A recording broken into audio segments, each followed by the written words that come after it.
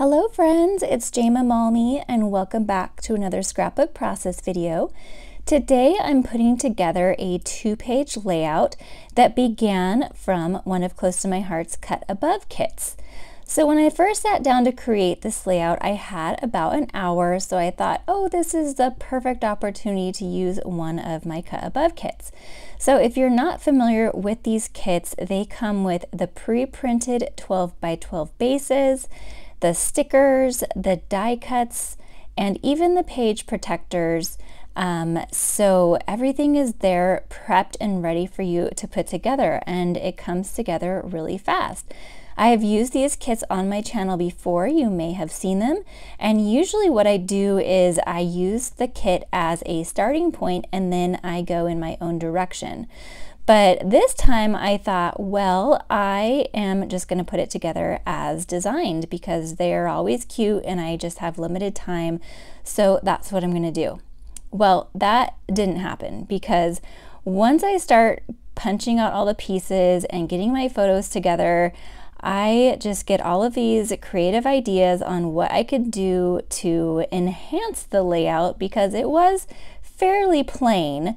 And so that's what I ended up doing. And so it did take me longer than the hour that I had, and I did it over a couple of days, but I'm really happy with the way that it turned out. So the photos that I'm scrapbooking are from Business Builders, which Close to My Heart puts on each year. And they had these bright colored balloons in the orange and yellow and blue. So it worked perfectly with this layout that was already pre-designed. And because of the balloons, I thought, oh, it would be really fun to add some more balloon clusters and use those as my embellishments. So I pulled out this Stampin' die set that I had in my stash. It's no longer available, but you can use any balloon dies that you might have or cut them out on your Cricut. And then I also had these star clusters. I think it's the star cluster die, which is designed for Slimline, but I've used it on a couple of layouts now. And then these stars are from the Star Shaker card thin cuts, or Shaker thin cuts. So there's the outline, and then I use the inside pieces from that outline as well. And so I have a few different types of stars from that. I end up not using that outline star because I used all of the pieces from that Slimline die instead.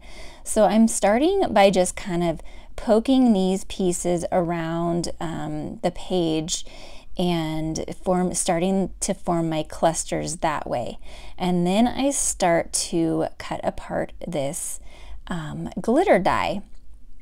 And so I've used this before, and I'll link to a layout where I used it on a sports layout. These stars were perfect for a little t-ball layout I did for my daughter not too long ago, and they are really, I think stars are the perfect accent, the perfect little embellishment when you don't want flowers, right? Because flowers are always so easy to add to your layouts, but you don't always want flowers on your layouts. And I feel like stars just can kind of go with just about anything. They can be masculine, they can be feminine, they can be anything. So I'm playing with now the stickers and some of the die cuts that came in the kit and kind of positioning those around the page. And I pretty much ignored what the layout was telling me to do.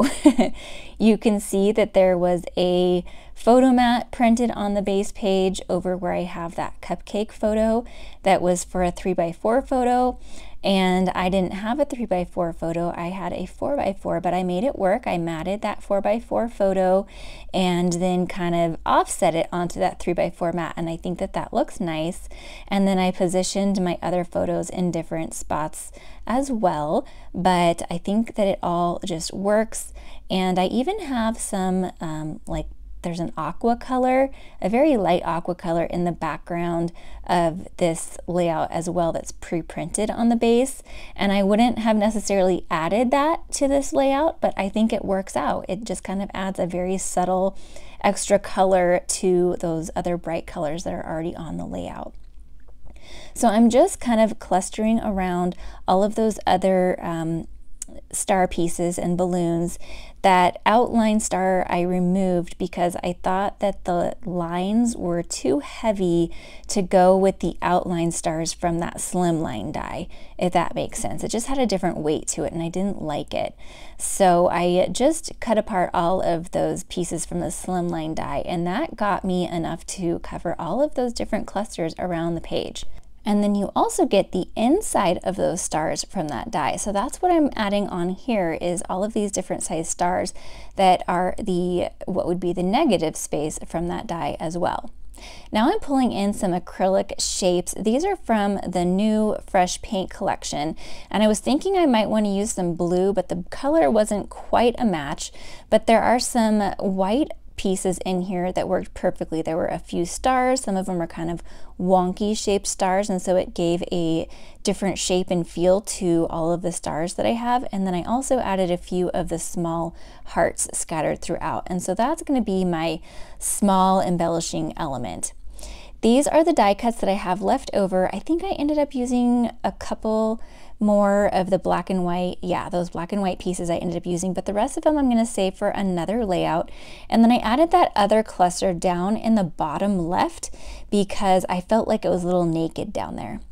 Now I'm going to show you how I created the strands for my balloons. I was feeling a little bit lazy. I didn't know where my black twine or thread was, and so I didn't feel like looking for it, and I just made my own out of paper.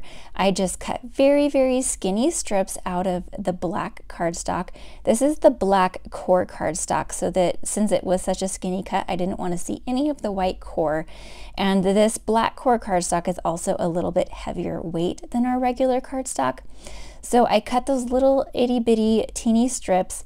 I used a small micro glue dot at the end of each one to tuck it underneath the balloons, and that was the perfect size. These micro glue dots are really, really tiny, and so I tucked one under each balloon.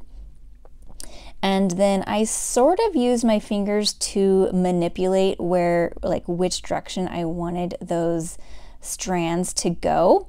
I didn't want them covering anyone's faces, so I used another micro glue dot to hold them in place where I wanted them so that it wouldn't cover anyone up. Then I'm going to grab my silver thread. This is a really skinny embellishing thread, and so I just pulled off enough to have a double layered small bow. So I folded it in half so I would have two strands to tie my bow to give it just a little bit more substance. I used my bone folder to kind of straighten out that thread, because when it comes off the roll, it's got some kinks in it. And then I just tied a very small bow. These small bows can be a little bit difficult to tie, especially with the two strands, so just be patient. This took me a couple of tries to get it right, but then once I had it in place, I trimmed off the ends so they were even, and then I used another micro glue dot to hold it in place. I had to roll the micro glue dot on itself just a little bit to make it a little bit smaller so that nothing was popping out, and then again make sure that that bow is not covering anyone up. Don't want to cover anyone's faces.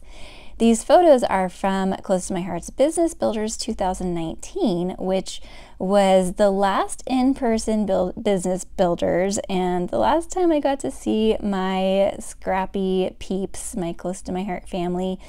If you are a Close to My Heart maker watching, you may recognize yourself here if you were at the 2019 Business Builders. I was one of the speakers, so that's what those photos on the left are of. It was my very first time speaking in front of my Close to My Heart family in a Close to My Heart event.